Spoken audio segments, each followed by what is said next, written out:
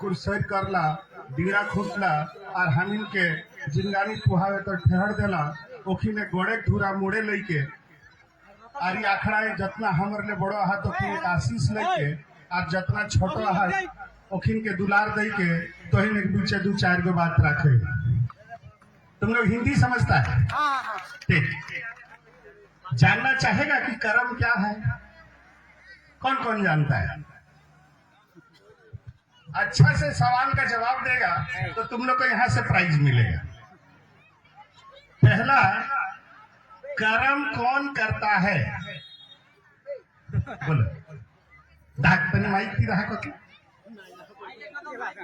नाम दीजिए बड़ा लोग को।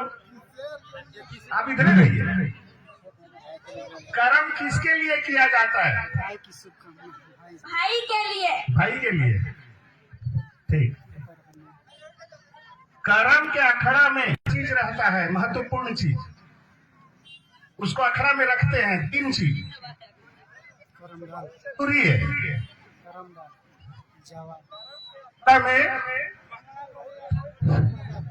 3 बहुत जरूरी चीज होता है। क्या क्या?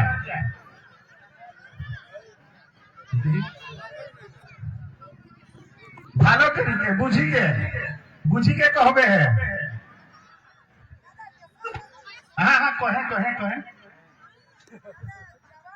हाँ जावा करम डाल ना ना आरेकटा जिनिस छुटले। ठीक है। अब सवाल उठता है अब सवाल उठता है कि कर्म के ही डाली को क्यों गाड़ते हैं, जावा को ही क्यों रखते हैं और धान गाछी को क्यों रखते हैं? फिर से सवाल देखिए, सवाल समझिएगा, उत्तर भी समझ में आएगा, और जब उत्तर समझ में आएगा तो कर्म का मर्म भी समझ में आएगा। तो कर्म के मर्म को समझना है तो पहले सवाल को समझना होगा। कर्म कौन? बात समझ में आ गया?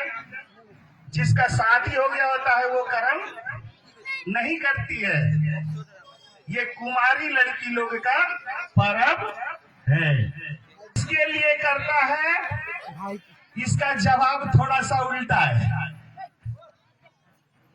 भाई के लिए कर्म नहीं होता है, अपने लिए कर्म होता है। लड़की लोग अपने लिए कर्म करती है।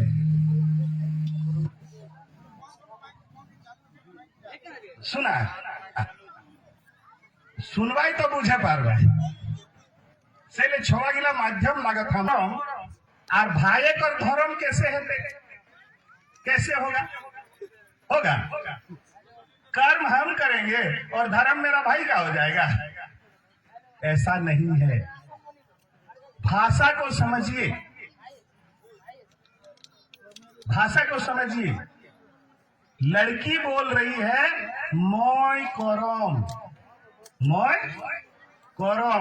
भाई भी बोल रहा है मोय धर्म। इसका मीनिंग समझिए। बहन कह रही है मोय करम, भाई बोल रहा है मोय धर्म। मतलब क्या हुआ? इसका अर्थ क्या हुआ? कुड़माली में अगर समझिएगा तो कोने करता ना बहन कहो मोय करो, मैंने आई विल डू, मैं करूंगी। कब? जब मैं ससुराल जाऊंगी। बात समझ में आ गया? मैं करूंगी जब मैं ससुराल जाऊंगी। क्या क्या करना है कर्म में? जो कर्म करता है उसको क्या क्या करना पड़ता है? उसको हम लोग कहते हैं जावा कामा।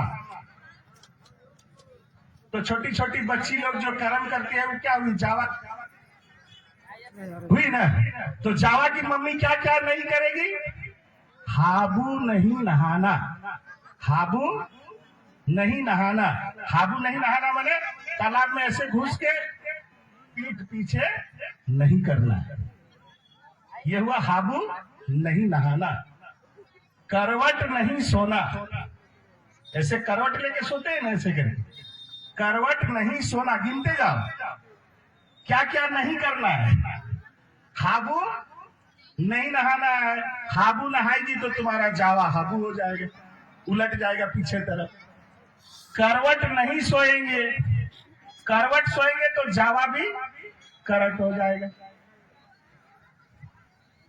साग नहीं खाएंगे, ये तो जावा हरा हो जाएगा। खट्टा नहीं खाएंगे, खट्टा अगर खाएंगे तो जावा में फफूंद लग जाएगा, सादा सादा। गुड़ नहीं खाएंगे, नहीं तो उसमें चींटी लग जाएगा। दतवन नहीं तोड़ेंगे, चाहे खरका नहीं तोड़ेंगे, नहीं तो जावा भी टूट जाएगा। बात समझ में आ रहा है?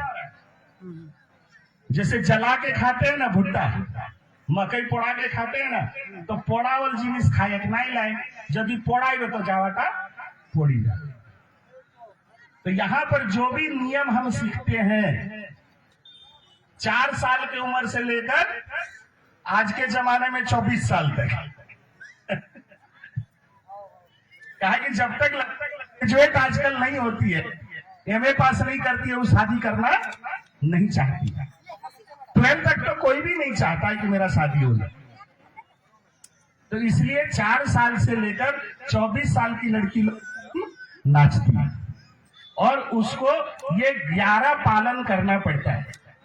इस 11 पालन को करने से और नाचने से इसमें देखिएगा कि 9 तरह का ताल और 9 तरह का सुर और 52 तरह का गीत है। जब पूरे 9 तरह के ताल में, 9 तरह के सुर में और 52 तरह का गीत को अगर हम अखड़ा में अच्छा से गा लेते हैं तो हमारा शरीर मजबूत हो जाता है, हमारा शरीर मजबूत हो जाता है। और वही चीज लड़की कहती है कि मैं करम जखन मैं ससुर घर, भाई कहता है मैं धर्म, माने मैं इसको पकड़ नहीं। किसके लिए? अपनी बेटी के लिए। भाई अगर नहीं रखेगा तो उसका बेटी को कैसे मिलेगा?